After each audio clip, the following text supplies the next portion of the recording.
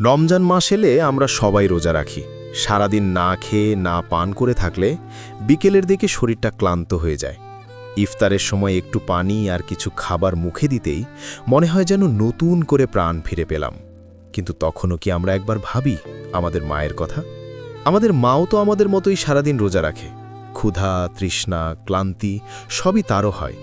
কিন্তু বিকেল হলেই সে দাঁড়িয়ে যায় রান্নাঘরে, একটার পর একটা ইফতার বানায়, পিয়াজু, বেগুনি, ছোলা, শরবত, শুধু এই ভাবনা নিয়ে যে তার সন্তানেরা যেন ইফতারের সময় খুশি থাকে। আমরা যখন আরাম করে বসে ইফতার করি, মা তখনও ব্যস্ত। কার প্লেটে কি কম, কে কি খেতে চায়, সব কিছু তার চোখে পড়ে। নিজের জন্য আলাদা করে বসে শান্তিতে ইফতার করার সময়টুকুও অনেক সময় তার হয় না।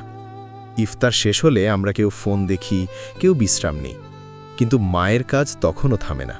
থালা বাসন ধোয়া, রান্নাঘর গুছানো, রাতের খাবারের প্রস্তুতি সবই সে চুপচাপ করে যায়। কেউ হয়তো জিজ্ঞেসও করে না, মা তুমি একটু বসবে? রাত গভীর হলে আমরা সবাই ঘুমিয়ে পড়ি, কিন্তু মায়ের ঘুমও যেন পূর্ণ হয় না। কারণ কিছুক্ষণ পরেই তো সেহরির সময়। অন্ধকার ভোরে মা আবার উঠে যায়, চুলা জ্বালে, খাবার গরম করে, টেবিল সাজায়, তারপর একে একে সবাইকে ডাকে, উঠো, সেহরির সময় হয়ে গেছে। নিজের ঘুম, নিজের ক্লান্তি সব কিছু যেন মা ভুলে যায়। অথচ তার চোখে আমরা খুব কমই ক্লান্তির ছাপ দেখি। কারণ মায়েরা তাদের কষ্ট লুকিয়ে রাখে সন্তানের হাসির আড়ালে। সত্যি বলতে মায়েরা ক্লান্ত হয়, খুবই ক্লান্ত হয়, কিন্তু তারা কখনো তা প্রকাশ করে না। কারণ তাদের কাছে সন্তানের আরামই সবচেয়ে বড় সুখ।